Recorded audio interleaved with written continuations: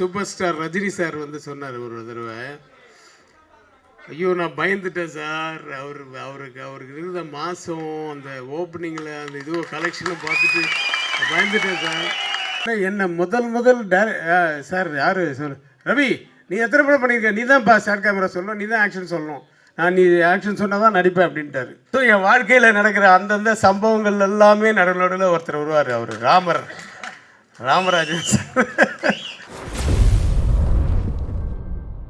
Super ஸ்டார்ஸை எல்லாருமே வந்து வசியப்படுத்தி வச்சிருக்கா சொல்ல. ஏன்னா இவர் எடுக்கக்கூடிய படங்கள் அப்படி அவ்வளோ இயல்பாக இருக்கும். ஆனால் இதை தாண்டி வந்து இவரை கூப்பிடணும்னா கண்டிப்பாக நான் தான் கூப்பிடணும் அப்படின்னு சொல்லிட்டாரு நம்மளுடைய மக்கள் நாயகன். ஸோ ராமராஜன் சார் அவர்களே ஓகேவா சார்?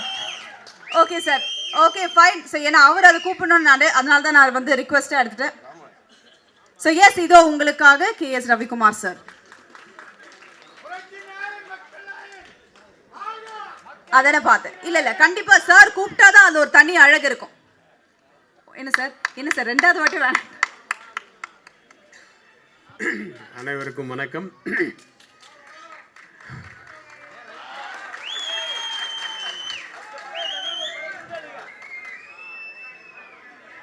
இதெல்லாம் என்ன கூட்டம்?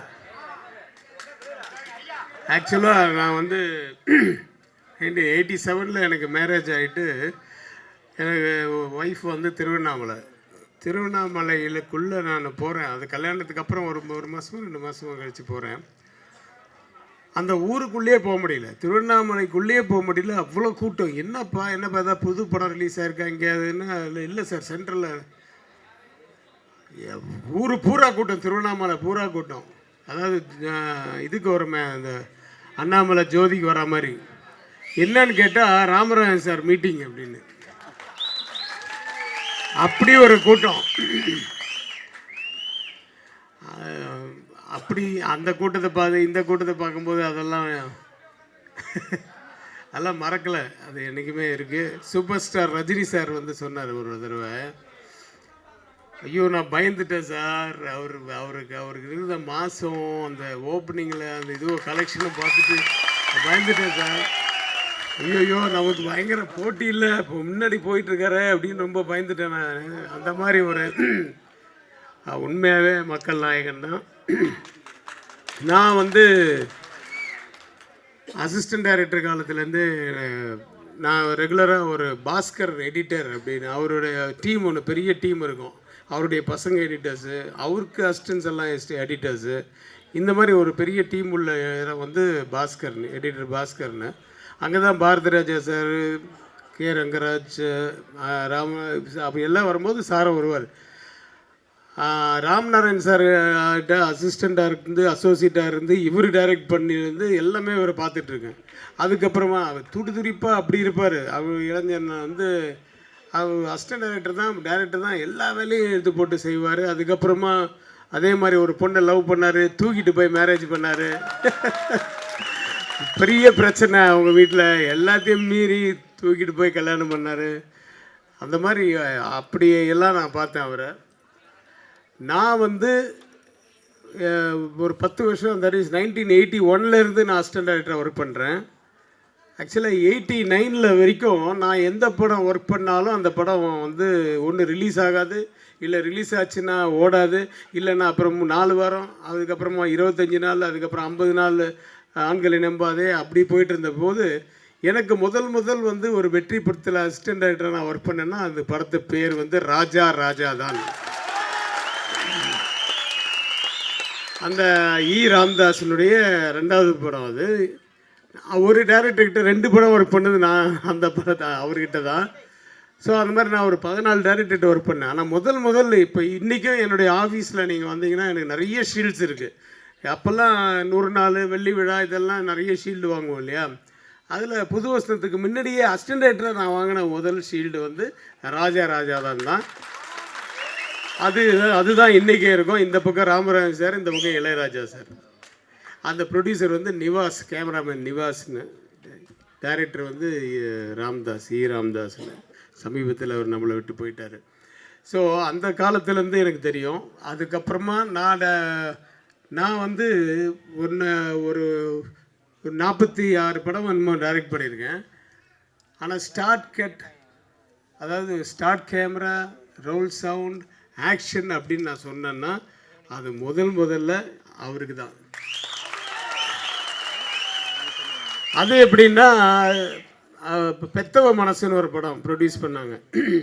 நம்ம ராஜ்கிரண் சார் தான் ப்ரொடியூசரு. அந்த படத்துக்கு கதை வசனம் வந்து கஸ்தூரி ராஜா.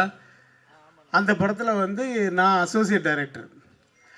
ஆனாலும் நான் தான் ஸ்டார்ட் ஆக்ஷன் சொல்லணும், ஸ்டார்ட் கேமரா ஆக்ஷன் சொல்லணும். காரணம் வந்து அவர் ஹீரோ அண்ட் டைரக்டர். அந்த படத்தில் டைரக்ட் பண்ணி ஹீரோவாக நடிக்கிறாரு. ஸோ அப்படி ஒரு சுச்சுவேஷனில் என்ன முதல் சார் யார் சொல் ரவி, நீ எத்தனை படம் பண்ணியிருக்க, நீ தான் ஸ்டார்ட் கேமரா சொல்லணும், நீ தான் ஆக்ஷன் சொல்லணும், நீ ஆக்ஷன் சொன்னால் தான் நடிப்பேன் அப்படின்ட்டாரு. அதுதான் என்னுடைய பிள்ளையார் சுழி. அதுக்கப்புறம் வந்து ஒரு பக்கம் ராஜ்கிரண் சார் வந்து ஹீரோவாக நடிச்சிட்டாரு. அதுக்கப்புறமா கஸ்தூரி ராஜா டைரக்டர் ஆகிட்டார். அதுக்கப்புறம் நான் இந்த பக்கம் புரியாத புதியில் டைரக்டர் ஆகிட்டேன். இப்படி வந்து நான் எப்படி அந்த 9 வருஷத்தில் வந்து ஒரு ஆன்டி சென்டிமெண்ட்டாக இருந்தனோ அது அப்படியே அவர்கிட்ட போனதுக்கப்புறம் எல்லாமே சென்டிமெண்ட்டாக ஆயிடுச்சு. அப்படி ஒரு ராசியான ஒருத்தர். அதுக்கப்புறமா நான் டைரக்ஷன் பண்ணி இது பண்ணும்போது நடுவில் அவரை வச்சு ஒரு படம் பண்ண வேண்டியது. அதுக்கு ஸ்டில் ஷூட்லாம் கூட எடுத்தாச்சு. ஆனால் வேறு சில காரணத்தினால அந்த படம் எடுக்க முடியல. அப்புறம் அனுமோகன் சார் பண்ணாருன்னு நினைக்கிறேன் அந்த படம் காளையனா. அது அனுமோகன் சார் பண்ணார். அப்போ நிறைய படங்கள் நான் 3 மாதத்துக்கு ஒரு படம் கொடுத்துக்கிட்டே இருந்தேன் அப்போது. ஸோ இதுதான் எனக்கும் ராமராஜன் சாருக்கும் உரிய அந்த பந்தம். இந்த படத்தில் நம்ம ராகேஷ் வந்தார், கதை சொன்னார். மாதிரி என்னென்னா கண்டிப்பாக ராமராஜன் சார் படம்னா நீ ஒரு நாள் இருந்தால் கூட ஒரு கெஸ்ட் ஹோல் இருந்தால் கூட நான் பண்ணுறேன் அப்படின்னு சொல்லிட்டேன். ஏன்னா ரொம்ப வருஷம் கழித்து மறுபடியும் ஒரு படம் பண்ணுறாரு அப்படின்ட்டு. யாரும் வந்து அவரை தப்பாக நினைக்காதீங்க, என்ன இப்படி நடக்கிறாரு இப்படி இருக்காருன்னு சொல்லி. அவருக்கு அந்த ஆக்சிடெண்ட்டுக்கு அப்புறம் தான் அப்படி இருக்காரு அப்படின்றதுக்கு காரணமே வந்து அந்த ஆண்டவனுடைய அருள் தான். அது நிறைய பேர் சொல்லுவாங்க ஜெயலலிதா மேடம் ஹெல்ப் பண்ணாங்க அது பண்ணாங்கன்னு. எல்லாத்தையும் மேலே ஒரு அருள் ஒன்று இருக்குல்ல, அந்த அருள்னால தான் இன்றைக்கி அவர் இங்கே இருக்கார். ஆண்டவன் அருள் தான் அது. ஏன்னா அப்படிப்பட்ட ஆக்சிடெண்ட் அது. அந்த காரில் இவர் கூட போனவங்கெல்லாம் இறந்துட்டாங்க. அதை மிஞ்சி இது தப்பிச்சு இப்படி வந்து நடித்து மறுபடியும் ராஜா சார் பாட்டு அவர் பாடணும்னு எழுதி வச்சிரு.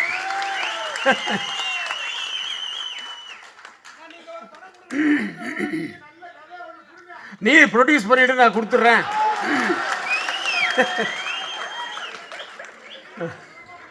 அப்புறம் இந்த படத்தில் ராகேஷனுடைய டைரக்ஷன் பற்றி நான் சொல்லவே வேணாம். அவர் வந்து நல்ல ஒரு எக்ஸ்பீரியன்ஸ்டான ஒரு டைரக்டர் மாதிரி தான். அதில் முதல் படமாக அது 3வது படம். பட் அதெல்லாம் நல்ல எக்ஸ்பீரியன்ஸ்டான ஒரு டைரக்டர் எப்படி வேலை வாங்குவாங்களோ அப்படி தான் இப்போ கூட வேலை வாங்கினார் ராமராஜன் சார். ராமராஜன் சார் வந்து பிடிவாதமாக இல்லை, ரவிக்குமார் பேசுறதுக்கு முன்னாடி நான் பேசணும், அவரை பற்றி நான் 4 வார்த்தை பேசணும், நான் முதல்ல பேசுகிறேன், அப்புறம் நீங்கள் பேசிட்டீங்கன்னா அதுதான் டைரக்டர். நீங்கள் பேசிட்டீங்கன்னா அந்த சாம் போயிடும். இன்றைக்கி யார் ஹீரோ, இந்த ஸ்டேஜுக்கு இன்றைக்கி யார் ஹீரோ? ராமராஜன் சார். அவர் கடைசியாக தான் பேசணும். அப்போ தான் சார் அது இருக்கணும். நான் வந்து இதுக்கப்புறம் ஒரு 3 ஃபங்க்ஷன் போனோம் ஈஸியாரில் எங்கே மகாபலிபுரத்துக்கிட்டலாம் போனோன்றதுனால நான் அது பேசிட்டு முன்னாடி போகிறேன் சார் அப்படின்னு சொல்லிட்டு அவர்கிட்ட பர்மிஷன் வாங்கிட்டு வந்தேன். இங்கேயும் ஒரு டைரக்டர் அவரோட திறமையை காமிச்சிட்டாரு. ஆனால் ட்ரெய்லர் பார்த்தேன் ரொம்ப நல்லா இருக்குது, ஒரு கிரிப்பிங்காக இருக்குது. அப்புறம் இளையராஜா சார் அந்த குழந்தை சாங் வந்து சூப்பராக இருக்குது. ஒரு வாட்டி கேட்கும்போதே அது மனசில் பதிஞ்சிருச்சு. அவர் இன்றைக்கி வரல அப்படின்னா அதுக்கு 1000 காரணங்கள் இருக்குது. அது வந்து ஒன்று எலெக்ஷன் டைமு, ஒன்று இந்த ஏரியா இந்த கூட்டம், அதெல்லாம் வந்து அது இல்லாமல் அவங்க வீட்லேயே ஒரு சம்பவம் நடந்தது. அது மீறி வந்து அவர் ஒரு விழாவுக்கு போயிருக்காரு. அதில் கூட நான் அவர் பேசலை இல்லை. ஸோ அவர் மனசு கஷ்டமாக இருக்கும்போது வேண்டாம் ஓகே, பட் படத்தை நல்லபடியாக கொடுத்தாரு. மறுபடியும் அடுத்த படத்துலேயும் அவர் தான் இசையை வைக்க போகிறாரு. அப்போ பார்த்து போனாரா. எனக்கு இளையராஜா சாரோட நிறைய இப்போ கனெக்ஷன் இல்லைனாலும் இந்த ராமராஜன் சார் ராஜா தான் படத்துக்கு இளையராஜா தான் மியூசிக். அப்போ நான் ஃபஸ்ட் டைம் அவரை பார்த்தேன். அப்புறம் 2வது தடவை பார்த்தது வந்து ஒருவேளை இளையராஜா சார் இந்த ஆடியோ இந்த வீடியோலாம் எதாவது கேட்டிருந்தாருன்னா அதுக்காக சொல்கிறேன். இளையராஜா சாரோட 2வது படத்துக்கு ஏவிஎம் சரவணன் சார் வந்து சக்திவேல்னு ஒரு படம் புக் பண்ணிட்டாரு. கம்போசிங் போய் உட்காடுறோம். அதுக்கு முன்னாடி தான் புருஷ லட்சணம்னு ஒரு படம் ஓடி இருக்குது. அதில் வந்து பார்த்திங்கன்னா அந்த அம்மன் சாங்கு பெரிய ஹிட்டு. அதனாலே அந்த மாதிரி ஒன்று வேணும், அந்த மாதிரி ஒரு சுச்சுவேஷன் வேணும்னு சரவணன் சார் அவங்க பிரதர்ஸ் எல்லாம் சொன்னதுனால சரின்னு சொல்லிட்டு போய் கம்போசிங் உட்காந்தோம். உட்காந்த உடனே அவர் என்ன சுச்சுவேஷன் சொன்னேன். எந்த மாதிரி டைப்பில் வேணுன்றீங்க அப்படின்னோடனே நான் கோலவிழியம்மா ராஜகாளியம்மா பாளையத்தாயம்மா பங்காரு மாயம்மான்னு நான் பாட்டு அந்த பாட்டை ஃபுல்லாக சும்மா அப்போ தான் அதுக்கு முன்னாடி படம் தான்றதுனால ஃபுல்லாக இல்லை ஞாபகம் ஒரு தாலி வரம் கேட்க வந்தேன் தாயம்மா அப்படின்ட்டு அது மாதிரி எமோஷனல் ஆகிட்டு அதுக்கப்புறமா அவர் மெலடி வரணும் சார் அப்படின்னு அப்படி அவர் சிரிச்சுட்டே இது பண்ணார். வெளியில் வந்து சரவணன் சார் என்ன தம்பி நீங்கள் வந்து இந்த பாட்டை பாடிட்டீங்கன்னு. ஏன் சார் அது தேவாவோட பாட்டு, நீங்கள் இளையராஜா கிட்ட பாடிட்டீங்க. அவர் எவ்வளோ சார் அவர் சிரிச்சு தான் சார் கேட்டுட்டு இருந்தார். இல்லைப்பா நீ வந்து இளையராஜா சார் பாட்டே சொல்லிட்டோன்னு, இல்லைன்னா ஹிந்தி பழைய மியூசிக் டைரக்டர்ஸ் எம்எஸ் விஸ்வநாதன் சொல்லியிருந்தா கூட பரவாயில்ல, தேவா வந்து இப்போ ஒரு ஆப்போனண்ட்டாக இருக்கார்ல அப்படின்னாரு. சரின்னு நின்று லஞ்சுக்கு அப்புறம் மறுபடியும் அடுத்த சாங். அப்போல்லாம் ஒரு நாளைக்கே 3 சாங் 4 சாங்கெல்லாம் கம்போசிங். லஞ்சுக்கு அப்புறமா போகிறோம். என்ன சுச்சுவேஷன்னாரு. சார் இது ஒரு டூயட் தான் சார், ஒரு பெரிய சுச்சுவேஷனில் ஒரு இமேஜினேஷன் டூயட் தான் சார் அப்படின்னு. அப்படியா ஏதாவது இன்ஸ்பிரேஷனுக்கு பாடு அப்படின்னாரு. நான் டக்குன்னு இவரை தான் நினச்சேன். உடனே ராமராஜன் சார் நினச்சிட்டு மாங்குயிலே பூங்குயிலே சேதி ஒன்று கேளு இந்த மாலையட தேடி வரும் நாள் எந்த நாள் அப்படின்ட்டு இது பண்ணீங்கன்னா அவர் போட்ட பாட்டாச்சே. அப்படியே சந்தோஷம் சரவணன் சாருக்கு. உடனே இம்மீடியட்டாக அந்த ரிதத்துக்கு ஏற்ற மாதிரி அவர் ஒரு ஹார்மோனியத்தில் மல்லிகை மட்டு மனசை தொட்டு இருக்குதடி ஆளுன்னு சொல்லி உடனே கொடுத்தாரு அந்த டியூன். அந்த மல்லிகை மட்டு சாங்கு பெரிய ஹிட்டு, இன்றைக்கும் போயிட்டுருக்கு. ஸோ என் வாழ்க்கையில் நடக்கிற அந்தந்த சம்பவங்கள் எல்லாமே நடுவில் ஒருத்தர் வருவார். அவர் ராமராஜன் சார். ஸோ எனக்கு மறக்க முடியாத ஒரு நபர், அதுக்கப்புறம் நண்பர். இப்போது என்னுடைய இயக்குனர் எல்லாத்தையும் மீறி என்ன இன்றைக்கி வந்து இந்த புது படத்துக்கு அப்புறம் ப்ரொடியூசர் மதி, வெரி குட். நல்ல அவரை பற்றி சொல்லி ஆகணும். ஏன்னா இன்றைக்கி ஏன்னா ஒரு மாதிரி ஹிந்தி ஸ்டைலில் இப்போ இருக்கார் அப்படின்னா அப்புறம் ஹிந்தி அவரோட ஃப்ரெண்ட்ஸ் எல்லாம் கூட இல்லை ஹிந்தி தான் பேசிகிட்டு இருந்தாங்க. அவர் வந்து ராமராஜன் சாரோடைய ஃபேனு.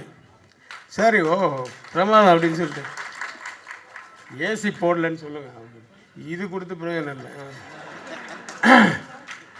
ஸோ அந்த மதிக்கு வந்து என்னுடைய வாழ்த்துக்கள்.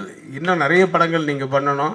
அதில் ராமராஜன் சாரை வச்சும் பண்ணணும், ராகேஷ் வச்சும் பண்ணணும் அப்படின்னு கூறி இதில் நடித்த அத்தனை பேருக்கு இதில் பார்த்த இந்த 2-3 MS Bhaskar and Radharavi sir 2 பேருமே ஈக்குவலாக ஒரு சஸ்பென்ஸ் இருக்குது பாருங்கள். அதில் நல்லா தெரியுது. அதான் ஒரு ஃபேமிலியாக அவங்க ஏதோ இருந்திருக்காங்க, அதுக்கப்புறமா வந்து ஒரு பிரச்சனையாக இருக்குது, அதுக்கப்புறமா வந்து ஒரு பேங்க்கே கடத்துகிறாங்க. இதான கதை போச்சு.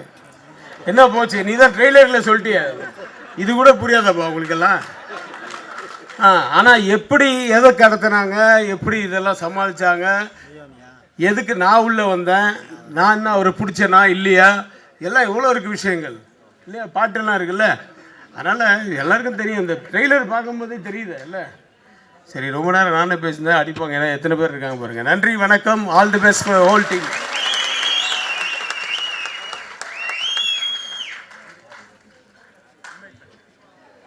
Thank you sir, thank you so much and thank you R V Udayakumar அவர்களை அன்போடு வரவேற்கிறோம். Thank you sir for joining.